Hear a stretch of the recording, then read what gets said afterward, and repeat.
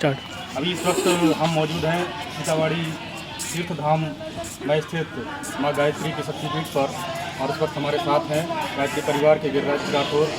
तो गिरिराज जी, सबसे पहले तो आपको होली की बहुत बहुत शुभकामनाएं। आपको और होली का ये पर्व खुशियाँ लेकर के आए, रंगों की बहारें हों, और होली का दहन जो आज मनाया जाने वाला है उसकी भी बहुत बहुत शुभकामनाएँ।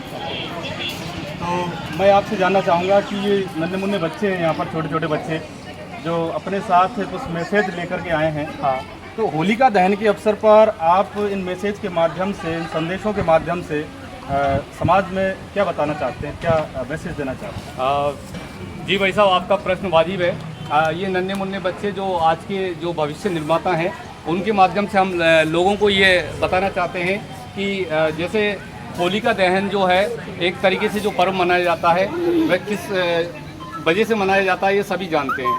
लेकिन आज जो समाज में जो बुराइयां हैं, उस समय ध्रुव प्रहलाद के समय उनकी बुराइयां जो सामने थी, उन्होंने होलिका के माध्यम से वो जो बुराइयां थी उनको जलाने का प्रयास किया। हाँ, जिस तरह से हिरण्याकश्यप की वो बहन थी होलिका, वो आग में नहीं जलने का इस तरह से उसका वरदान था उसको। हाँ। और जब वो प्रहलाद, यानी कि प्रहलाद मतलब एक अच्छाई, जब अच्छाई को लेकर के बुराई अगर आग में बैठ गई तो खुद जल गई थी बुराई, अच्छाई का कुछ नहीं बिगड़ा। बिल्कुल बिल्कुल वाजिब सी बात है कि हम देखते आ रहे हैं उन्हीं का, प्रहलाद का ही क्या किस्सा, सभी का किस्सा यही है। राम रावण के समय में भी वही था, बुराई का समय निश्चित है, और उसको जो गिरना है बुराई को, वो एक दिन समय निश्चित है, और अच्छाई की हमेशा जीत होती है, हम सभी जानते हैं। तो इन छोटे छोटे बच्चों के माध्यम से हम बताना चाहते हैं कि जैसे ये जल का अपव्यय आज जो हम देख रहे हैं, स्थिति ऐसी आ गई है कि जल का जो स्तर निरंतर गिरता जा रहा है, और हम जल को कहीं ना कहीं किसी न किसी रूप में बचा नहीं पा रहे हैं। आज देखा जाता है कि शादियों में, पार्टियों में या फिर इस प्रकार से जैसे कोई बड़े बड़े कार्यक्रम होते हैं, उनमें जल का अपव्यय बहुत ज़्यादा होता है। तो इसके माध्यम से हम बताना चाहते हैं कि जल का अपव्यय जितना हो सके जल का उपयोग कम से कम करें, मतलब ताकि पानी बचाना चाहिए। हाँ, पानी बचाना चाहिए, ताकि लोगों को पानी आने वाली जो समय की जो पीढ़ी है उसको पानी भरपूर मात्रा में मिल सके। और मतलब जल अगर बचा रहेगा तो आने वाली पीढ़ियों के लिए बिल्कुल बिल्कुल बिल्कुल। दूसरी क्या है? ये नारी शोषण बंद हो, यानी कि हम देखते आ रहे हैं कि प्राचीन समय से नारियों का जो शोषण होता आ रहा है, हम नारियों को घर से बाहर नहीं निकलने देते। उसके लिए कुछ करने को वो सोचती है लेकिन करने नहीं देते, उसको एक तरीके से बंद दीवारों में उसको बंद कर दिया है, और उसको बस इतना सा बता दिया है कि बस रोटी बना, और उसका जो आप समझ सकते हो दायरा सीमित कर दिया, इसका दायरा चार दीवारी के अंदर सीमित कर दिया। तो इसके माध्यम से परम पूज्य गुरुदेव ने जो किताबों में उनकी लिखा है कि नारी शोषण बंद हो, उनके ऊपर उन्होंने बहुत सारी किताबें भी लिखी हैं। उन्होंने बताया कि नारी एक शक्ति है, नारी को एक इस तरीके से शोषण नहीं कि उसके जो चरित्र जो है उसका शोषण के लिए ही नहीं है। उसको हमारे शास्त्रों में भी ये कहा गया है कि नारी तू नारायणी, नारी नर की खान, बिल्कुल नारी से नर उपजे ध्रुव प्रहलाद समान। बिल्कुल बिल्कुल सर, आपका कहना सही है। और तीसरी बुराई जो है उसका संदेश हम ये देना चाहते हैं कि जो आजकल इतनी बड़ी बड़ी जो शादियां होती हैं जो आडंबर के रूप में, बेटा आगे आना, ये खर्चीली शादियां बंद हो। जैसे कि हमारे समाज के अंदर ऐसे युवा युवतियाँ दोनों ही जब सामने आएंगे कि खर्चीली शादियाँ, जो आप जानते ही हो, आप पैसे से टीचर हो, आप सारी चीज़ पढ़े लिखे हो, तो मैं आपको ज़्यादा ना समझा करके इतना सही, लेकिन आप मुझे नहीं समझा रहे हैं, आप ये मैसेज समाज को दे रहे हैं। बिल्कुल। तो मैं समाज के लिए ये कहना चाहता हूँ कि जो आज बड़े बड़े जो आडंबर रचे जा रहे हैं शादियों के रूप में, जो खर्चीली जो शादियाँ की जा रही हैं, उनके लिए बंद करना एक ऐसी, अगर बंद हम नहीं कर रहे हैं तो एक समय ये देखा जाए तो गुरुजी ने कहा है कि बेटा या तो तुम अपने आप सुधर जाओ, और या फिर महाकाल का ऐसा जो चक्र चल रहा है, अगर जो नहीं सुधर सकता उसको हम कुचल देंगे। तो यानी कि अभी देखा जाए तो कोरोना का समय एक ऐसा ही समय है, परम पूज्य गुरुदेव का जो कहना था वो सार्थक था। उस समय उन्होंने बोला कि आने वाले समय में नोटों के बंडल एक कूड़े की तरह सामान माने जाएंगे। यानी कि अपन ने देखा अभी थोड़े दिन पहले मोदी जी ने जब नोट बंद किए तो पैसे की कोई वैल्यू नहीं रही थी। दूसरा, कोरोना काल जो अभी आया तो ये भी एक संदेश के रूप में ही आया हम सबके बीच में। लोगों को अगर ऐसे नहीं चेताया जा रहा है तो ऐसे चेताया जा रहा है कि लोग दुख करके शादियां कर रहे हैं, छुप करके शादियां कर रहे हैं। और कैसे कर रहे हैं? जैसे गुरुजी चाहते थे। एक सादगीपूर्ण इसी शादी तरह से होनी चाहिए। बिल्कुल बिल्कुल ऐसे ऐसे शादियाँ होनी चाहिए, तो वो एक संदेश है इसके माध्यम से। इसके बारे में मैंने गुरुजी का एक कथन भी पढ़ा था बिल्कुल कि खर्चीली शादियाँ जो होती हैं समाज को दरिद्र और बेईमान बनाती हैं। बिल्कुल इसके बारे में क्या कहना चाहोगे? मेरा मानना यह है कि जैसे किसी के पास पैसा है, वो लोग तो शादी जैसे तैसे अपने हिसाब से कर ही सकते हैं, लेकिन जिसके पास पैसा नहीं है वो, यानी कि समाज एक दूसरे को देख करके मोटिवेट होता है। आज मैं अगर खर्चीली शादी करूंगा तो दूसरा देख करके, चाहे वो छोटे परिवार से है, वो भी कोशिश करेगा कि मेरे बच्चों की शादी भी ऐसे ही हो, चाहे उसके लिए कर्जा लेना पड़े, चाहे अपनी खेती बेचनी पड़े, चाहे कुछ भी करना पड़े। लेकिन क्या है, एक लोगों ने एक सोच बना ली है कि उसने जो शादी करी वैसी मुझे करनी है। लोग अच्छाई की ओर कम जाते हैं, जो बुराई है उसकी ओर ज़्यादा जाते हैं। तो इनके माध्यम से ये है कि आप जो बात आपने पूछी, खर्चीली शादियाँ दरिद्र बनाती हैं लोगों को, तो ये दरिद्रता एक पैसा नहीं, दरिद्रता उसकी सोच है, जिस सोच के आधार पर आदमी आगे बढ़ रहा है। क्योंकि शादी दो दिलों का एक मिलन है, ना कि एक मतलब जो सौदा। लोग आजकल अपनी बेटियों को बेचते हैं, अपने बेटों को बेचते हैं।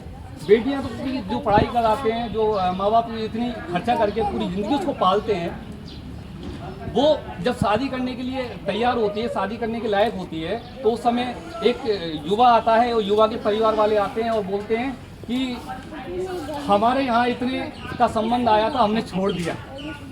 तो क्या साबित करना चाहते हो? यानी कि उनकी इच्छा ये है कि 5 लाख का संबंध आया था तो मेरे लड़के की शादी 7 लाख में हो या 10 लाख में हो, यही वो बताना चाहते हैं वो लोगों को। तो मैं यही कहूँगा कि ऐसी सोच को धीरे धीरे खत्म किया जाए, नहीं तो महाकाल जो अपने आप करवाएगा। और आने वाले समय में आप देखते ही आ रहे हो कैसे क्या होता है। इसमें मैं मानता हूँ कि आपके गायत्री परिवार का बहुत बड़ा योगदान है। जी जी। और लगभग 2 या 3 साल पहले ऐसी शादी भी हमें यहाँ देखने को मिली। बिल्कुल बिल्कुल। जो प्रेरित थे वो दोनों ही युवा युवती इस चीज़ से। बिल्कुल। तो उन्होंने बिल्कुल कोई आडंबर भी नहीं किया और दहेज के नाम पर। बिल्कुल भाई साहब, आज शायद 4 या 5 वर्ष हो गए हैं उस शादी को।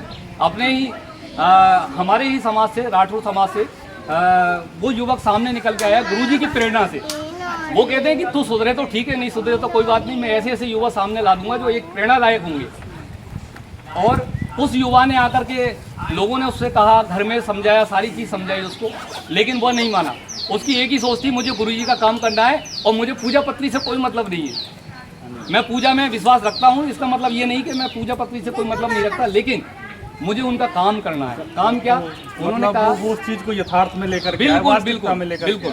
अब वो अगर समाज के अंदर जाता है और लोगों को मोटिवेट करता है तो उसकी लोग बात मानी जाए। बिल्कुल बात मानेंगे। तीसरा आपका मैसेज है कन्या भ्रूण हत्या बंद हो। जी, ये जो कन्या भ्रूण हत्या है आज देखा जाए तो निम्न स्तर पर पहुंच गई है, क्योंकि उस महाकाल का जो काम है वो बड़ी तीव्र गति से चला और इस तरीके से चला कि आज हम देख रहे हैं कि जगह जगह सरकार ने भी रोक लगाई है इस पर, और हम लोग भी इस तरीके की प्रेरणा में आए हैं कि हम कन्या को, यानी कि बेटी को और बेटा को, दोनों को एक समान मानने लगे हैं। और मैं उसकी ये कन्या भ्रूण हत्या से मैं खुद प्रेरित हूँ। मेरे ही जीवन में खुद एक ऐसा प्रसंग आया जब दोनों बेटियां मेरे हो गई थी, तो उसके बाद में समाज ने एक दबाव डाला मेरे ऊपर कि एक लड़का तो होना चाहिए। तो इस तरीके का दबाव लोग डालते हैं, लेकिन मेरी सोच ये है कि लड़का लड़की बराबर हैं और ये कन्या जो भ्रूण हत्या है वो पेट में किसी भी प्रकार से नहीं मानना चाहिए, क्योंकि वो परमात्मा की देन है। और इस छोटी बच्ची एक मैसेज लेकर के आई है। जी सर। धूम्रपान बंद हो। जैसा कि धूम्रपान हमारे समाज की एक बुराई है और यहाँ तक कि ये छोटे छोटे बच्चे हैं, जी सर, वो भी इसमें कहीं ना कहीं लिप्त होते जा रहे हैं। बिल्कुल बिल्कुल। तो बहुत बढ़िया मैसेज है। और इस कथन को आप इस गायत्री परिसर से किस तरह से सत्यापित करें? जी साहब, ये जो धूम्रपान बंद का जो लोगों के बीच में जो संदेश देना चाहता हूँ, मोटिवेट जो लोगों को करना चाहता हूँ, इसके माध्यम से ये है कि जो धूम्रपान है, व्यक्ति खुद तो धूम्रपान करता ही है, किसी बस में जा रहा है, धूम्रपान कर रहा है, उस बस में अगर 50 लोग बैठे हैं, किसी का उसकी वजह से सिर दर्द भी करता है, कोई उल्टी भी कर देता है। तो और सार्वजनिक स्थलों पर हम ज़्यादातर देखते हैं कि लोग धूम्रपान को एक मजे के रूप में लेते हैं और दूसरों को सजा देते हैं। कैसे भी स्मोकर हो जाते हैं दूसरों। भाई खुद तो पी रहा है, दूसरों को दे रहा है। एक गुटखा खाने वाला अपने शरीर को बिगाड़ता है, दूसरे को नहीं बिगाड़ता, लेकिन वो दूसरे को नहीं बिगाड़ता। लेकिन धूम्रपान करने वाला व्यक्ति खुद तो जलता ही है अंदर, लेकिन दूसरों को भी तो इसका जो धूम्रपान का एक विशेष मैं बताना चाहता हूँ कि जो गायत्री परिवार जो हवन का कार्य करता है, यानी कि धूम्रपान का जो काम जो कर रहा है व्यक्ति, इधर यज्ञ के माध्यम से हम लोगों के जो सूक्ष्म वातावरण है उसको एक सुधारने की प्रक्रिया करते हैं, जिसको एम्स के जो डॉक्टर हैं गायत्री परिवार के माध्यम से उन्होंने जो रिसर्च किया और उस बात को गायत्री जो मंत्र है उसके साथ में जो हवन किया जाता है वो एक तरीके से पॉजिटिव सोच यानी कि सूक्ष्म वातावरण में देता है। तो यानी कि धुआं कहीं ना कहीं हमारी जो वातावरण है उसको दूषित करता ही है। लेकिन यज्ञ का धुआं तो हमारे जो वातावरण है बिल्कुल बिल्कुल यज्ञ का पॉजिटिविटी देता है, सकारात्मकता देता है। हाँ। इसलिए आपका मैसेज वास्तव में सार्थक है कि हमें यज्ञ और हवन करके इस प्रकृति में बिल्कुल वायु को शुद्ध करना चाहिए, वातावरण को शुद्ध करना चाहिए और एक सकारात्मक एनर्जी पैदा करना। बिल्कुल सर। और ये धूम्रपान जैसी बुराई है तो इसको लोगों को त्यागना चाहिए, त्याग देना चाहिए। और आज हम होली में सभी बुराइयों को प्रतीकात्मक रूप से मैं इस बीच में इसका धूम्रपान का थोड़ा सा एक मोटिवेशन संदेश और देना चाहता हूँ। लोगों का कहना होता है कि मुझे आदत पड़ गई है, मैं छोड़ नहीं सकता। तो मैं उनके लिए एक संदेश देना चाहता हूँ कि अगर मन में एक उत्साह हो, मन में उमंग हो और आत्मा उसकी प्रबल हो तो वह सब कुछ कर सकता है। यानी कि वह अपने अंदर से मन से इतना कमज़ोर हो चुका है कि वो यह सब नहीं कर पाता और उसके लिए करने के लिए मन को आत्मा को प्रबल करने के लिए गायत्री मंत्र सबसे बड़ा कारगर सिद्ध होता है। गायत्री मंत्र जपने वाला धीरे धीरे अपनी बुराइयों को छोड़ने लग जाता है। मतलब इसका समाधान आपने बता बिल्कुल दिया समाधान है और मैं समझता हूँ ये एक सिद्ध समाधान है, इसको प्रैक्टिकली साबित भी किया जा चुका है। बिल्कुल, बहुत बहुत धन्यवाद। और अब एक और जो बहुत बड़ी समस्या है हमारे समाज की, जी सर, जिसको अपन ने कुछ चर्चा करने भ्रूण हत्या के दौरान भी करी थी, लेकिन ये जो डाउरी सिस्टम है समाज का, मैं समझता हूँ कि बहुत ही कुरीति है समाज में। हमारे इससे पहले भी हमारे कई समाज सुधारक आए, उन्होंने इसके लिए प्रयास किया और इस दौरान इसके लिए एक एक्ट भी बनाया गया है जिसके तहत जो दहेज प्रथा है जिसमें बाकायदा कानून में दंड विधान भी है। तो वो रही एक कानून की बात। बिल्कुल, हम गायत्री परिवार के सदस्य होने के नाते इस बुराई को किस तरह से समाज से खत्म करें? सर मैं ये दहेज जो खर्चीली शादियाँ और दहेज ये दोनों जो चीज़ें हैं वो एक दूसरे से जुड़ी हुई हैं। यानी कि जहाँ खर्चीली शादी होगी वहाँ दहेज की डिमांड। लड़का वाला क्या बोलता है कि मेरी शादी में इतना खर्चा होगा, तो लड़की वाले से वो धीरे से बोलता है कि इतना तो होना ही चाहिए। यानी कि ये चीज़ जब आएगी जब ये चीज़ होगी। खर्चीली शादी जिस दिन बंद हो जाएंगी, दो जो दिलों का जो मैंने बताया कि या दो दिलों का मिलन शादी का एक मकसद है, ना कि पैसे का उससे जो मोल भाव किया जाता है वो गलत है। अगर इसको बंद करना है तो वहाँ से शुरुआत होती है। अगर ये खर्चीली शादियाँ, अगर जैसे हमारे गायत्री परिवार में आए दिन शादियाँ होती रहती हैं, यहाँ पर लोग आते हैं और शादी करते हैं और एक छोटे से रूप में, एक छोटा सा पार्टी रूप में 10-15 लोग आते हैं और लोगों को नाश्ता पानी या चाय दे करके, हाँ, एक जो परंपरा है हमारे रीति रिवाज में उसकी पूर्ति करते हैं। वो उसकी पूर्ति करते हैं, न मतलब वो जो समाज में बाद में बुराई आ गई है, बिल्कुल अनावश्यक खर्चे, बिल्कुल उस चीज़ को अवॉइड कर दो। हाँ सर, तो इन जो बुराइयों को हम क्या है आज इस होलिका दहन में इन बुराइयों को अपने अपने माध्यम से लोगों से को मोटिवेट करते हुए यही कहना चाहते हैं कि इन बुराइयों को अगर हमने छोड़ा है तो होली का जो पर्व है वो हमने विशेषकर और सही रूप से मनाया है। बिल्कुल, विशेष रूप से देखा जाए तो होली का जो एक बुराई का प्रतीक थी, बिल्कुल समाज में जो बुराइयां व्याप्त हैं वो ये हैं। हाँ, उस वक्त होलिका को जला दिया गया था, तब से होली मनाई जाने लगी। वास्तविक अर्थों में देखा जाए तो होली तभी सार्थक होगी जब ये समाज की बुराइयां उस होली में दहन हो जाएं। बिल्कुल, बहुत बहुत धन्यवाद, आपने हमारे को अपना मार्गदर्शन दिया और समाज में ये मैसेज दिया कि ये बुराइयां जो हैं ख़त्म हो जानी चाहिए, तभी जाकर के वास्तव में होली का दहन का त्यौहार हकीकत रूप में वास्तविक रूप में मनाया जा सकता है। बहुत बहुत धन्यवाद। आप यहाँ पधारे सर, गायत्री परिवार में धन्यवाद।